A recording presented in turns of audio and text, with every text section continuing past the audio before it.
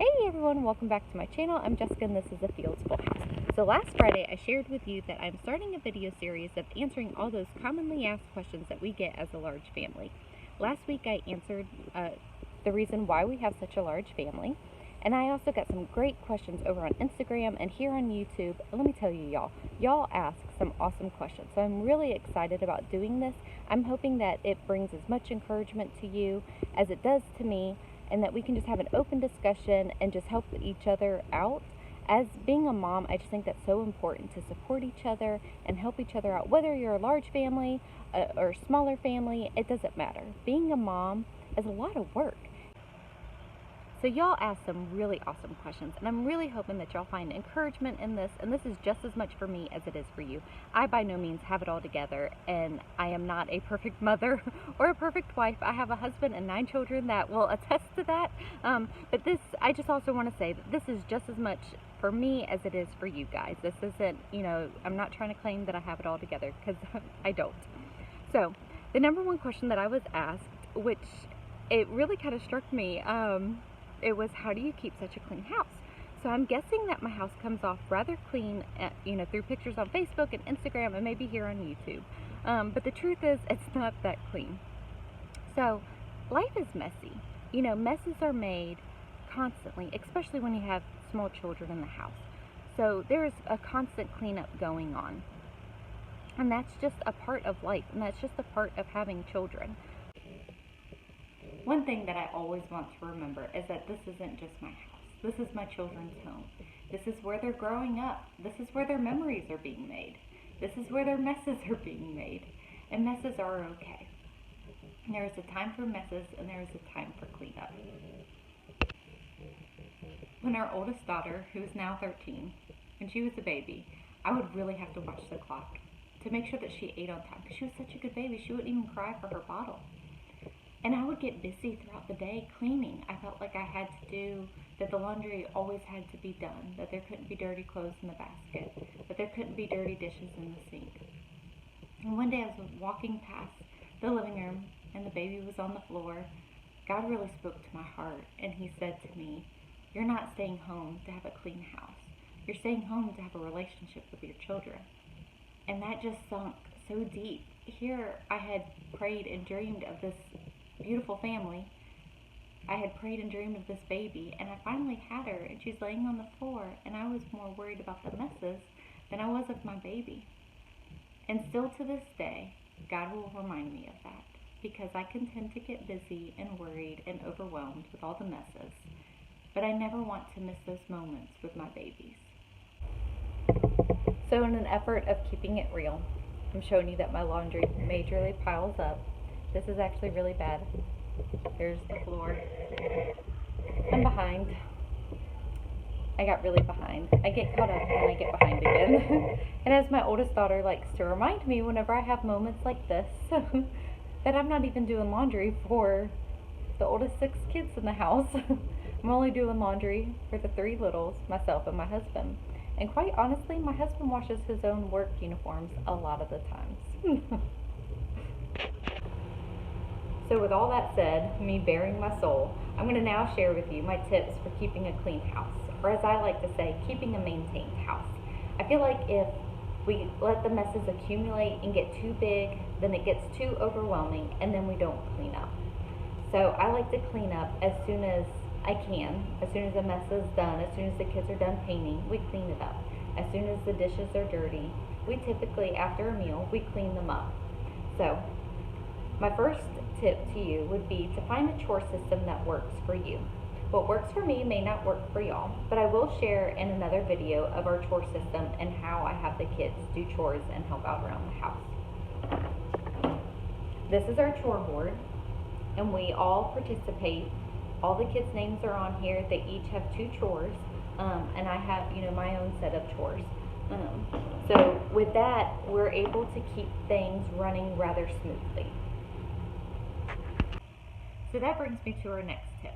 Keep the common areas clean. I feel like if my living room, dining room, and kitchen are clean, that it just kind of makes the whole house feel a little bit cleaner. Those are the most used areas in our house, and they can get messy quick.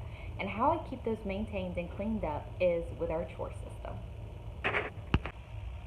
So our big cleanup time is typically after lunch and after dinner. So whoever's chore is to clean up the living room, I just kindly ask them, hey, it's time to go clean up the living room, and they know what they need to do because we've been doing this for a while now. So next, that brings me to the kitchen.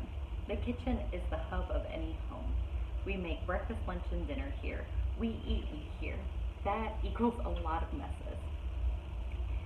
We do have a pretty good chore system with our children. They help do the dishes, they help sweep and mop, and wipe down the table are our kitchen chores. I come in after they're done and I kind of fine tune things because I really like a clean kitchen. I never want to go to bed with a messy kitchen because I feel like if you wake up in the morning and there's a messy kitchen, it just kind of puts a damper first thing in the morning on your day, and that's just not any fun for anybody. So after each meal, the kids have their chores. Whoever does the dishes, and whoever, has to wipe down the table, and whoever sweeps and mops. So we do have it, split up instead of just one person doing all that. And whoever unloads the dishwasher, they actually do that first thing in the morning. I also want to say it's okay to have some mom passes in this. My mom passes are paper plates. I started buying them whenever I was pregnant with our 6th baby. I had a lot of little kids. I believe that they were ages probably 7 and under, and I was pregnant with our 6th. And I needed some help. I was handling most of the household chores at that time, all by myself. The kids, had some of their chores, but it wasn't like how I have help now with older kids. So one of those things that helped was paper plates, and I've never stopped buying them. I do kind of feel guilty about it. And recently, actually, we ran out of paper plates, and that was something that I would rush to the store for, but I didn't, and I was like, let me see if we can do it. We can't.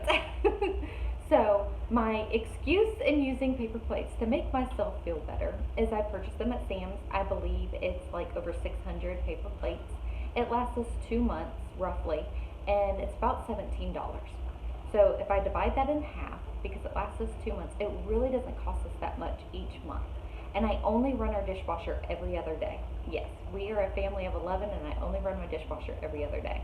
Now, I wash all of our pots and pans because I just want to make sure that they get clean, and that can be overwhelming for the kids as well. And so I don't put those in the dishwasher. The dishwasher doesn't get terribly full in one day. So again, we are a big family. We do use a lot of dishes. Our plates, our bowls, and our cups, and our silverware, and Tupperware, and all those things go in the dishwasher. So that's my justification in using the paper plates, is it helps me not have to run the dishwasher every day. So I'm saving energy costs in that, I'm saving soap costs in that, and time in that. So to me, it's worth the $17 every 2 months.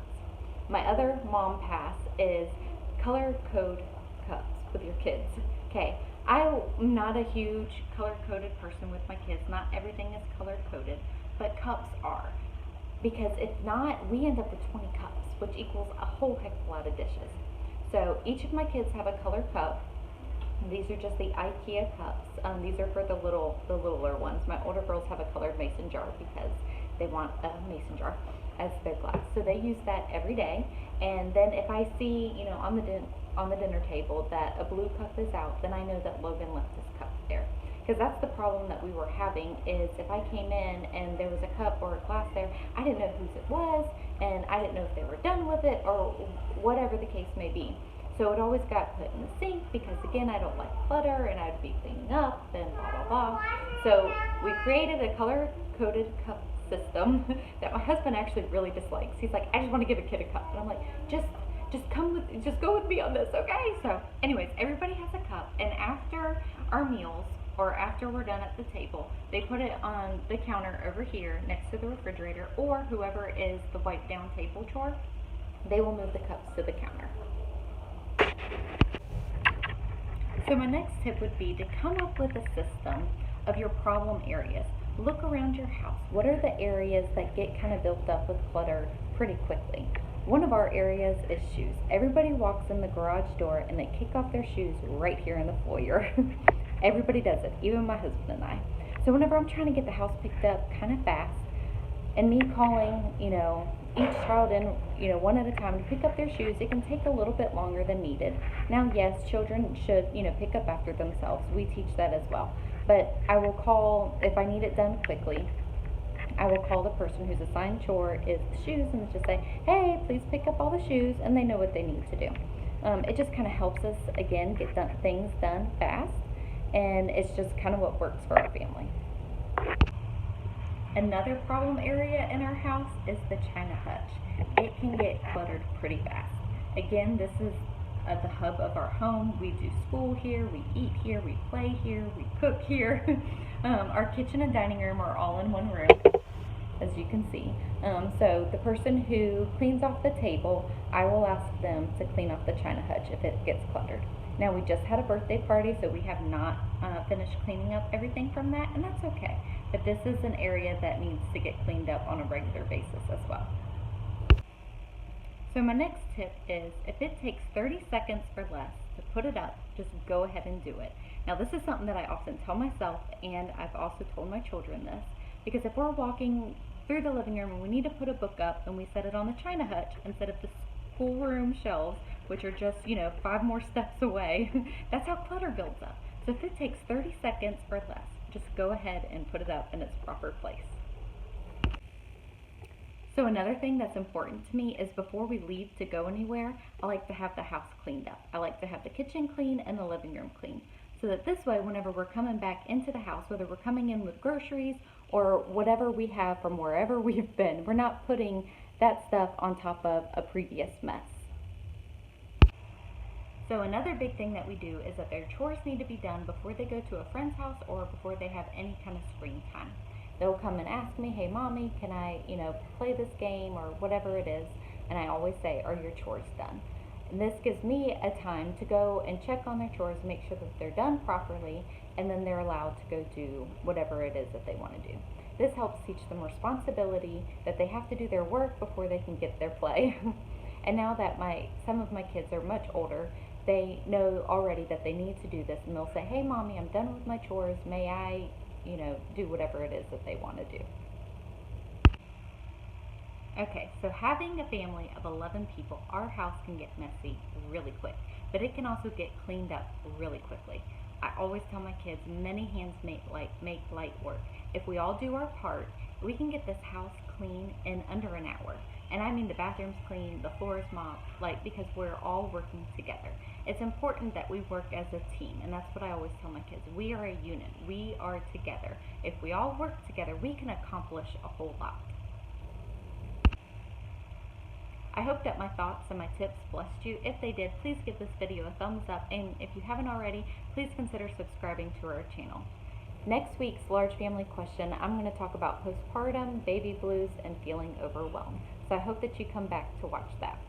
And in the meantime, if you have any questions for me to add to this series, please leave them in the comments below, and I would love to chat with you. Y'all have a blessed day. Thanks.